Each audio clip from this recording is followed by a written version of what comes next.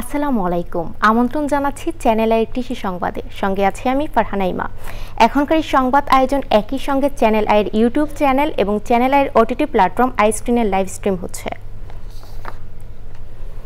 বিশ্বের দ্বিতীয় জনবহুল শহর ঢাকা দূষণের চাপে ক্রমেই বসবাসের অযোগ্য হয়ে উঠছে। বায়ু দূষণ, শব্দ দূষণ, সবুজের ঘাটতি ও অপরিকল্পিত নগরায়নে বাড়ছে নগরবাসীর স্বাস্থ্য ঝুঁকিও। এই বাস্তবতায় দূষণ কমাতে নিরাপদ খাদ্য নিশ্চিত করতে এবং মানসিক সুস্থতা পাওয়ার আশায় অনেকেই ছাদ কৃষি গড়ে তুলছেন। তাদের অন্যতম একজন উত্তরার সালাম শিকদার। বিস্তারিত জানাচ্ছেন শাইখ সিরাজ।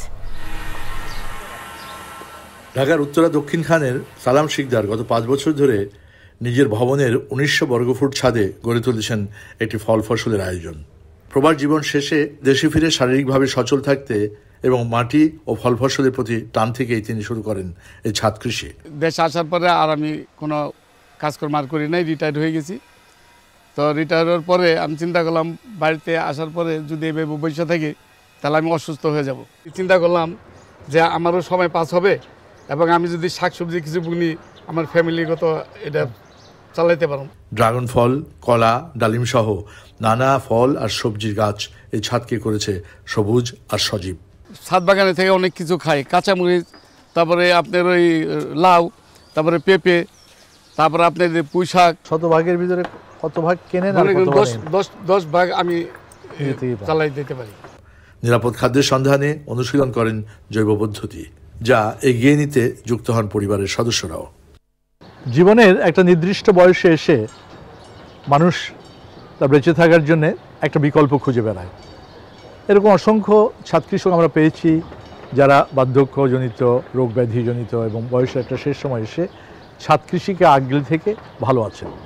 সেরকমই বিদেশ ফেরত সালাম শিকদার একজন, এবং তার এই ছাদ কৃষি থেকে তার আত্মীয়স্বজন, বন্ধুবান্ধবের ভেতরে অনেকে অনুপ্রাণিত হচ্ছেন এই কাজটি করার জন্যে। এভাবেই আসলে ছাদ কৃষি সারা বাংলাদেশে সম্প্রসারিত হচ্ছে। সালাম শিকদারের ছাদ থেকে শাইখ সিরাজ, চ্যানেল। এ নিয়ে বিস্তারিত প্রতিবেদন দেখবেন আগামীকাল বেলা 3টা 5 হৃদয়ে মাটি ও মানুষের ডাক অনুষ্ঠানে। 2025-26 অর্থ বছরে মৎস্য অধিদপ্তরের রাজস্ব বাজেটের আওতায় গাইবান্ধার গোবিন্দগঞ্জে মাছের অভয়াশ্রম ব্যবস্থাপনা বিষয়ে প্রশিক্ষণ হয়েছে। প্রশিক্ষণে ছিলেন জেলা মৎস্য কর্মকর্তা মোহাম্মদ আব্দুর রাশেদ, উপজেলা নির্বাহী কর্মকর্তা সৈয়দা ইয়াসমিন সুলতানা। প্রশিক্ষণ দেন সিনিয়র উপজেলা মৎস্য কর্মকর্তা মিজানুর রহমান ও খামার ব্যবস্থাপক মশিউর রহমান।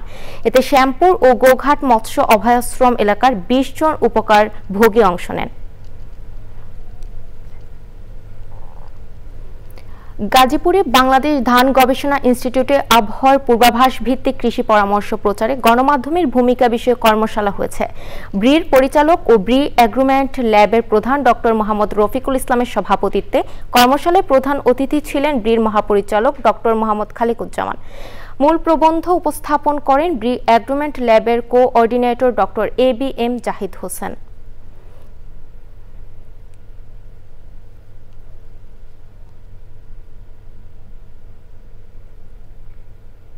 এতক্ষণ দেখছিলেন কৃষি সংবাদ। পরবর্তী সংবাদ দেখার আমন্ত্রণ রইল। ধন্যবাদ সবাইকে।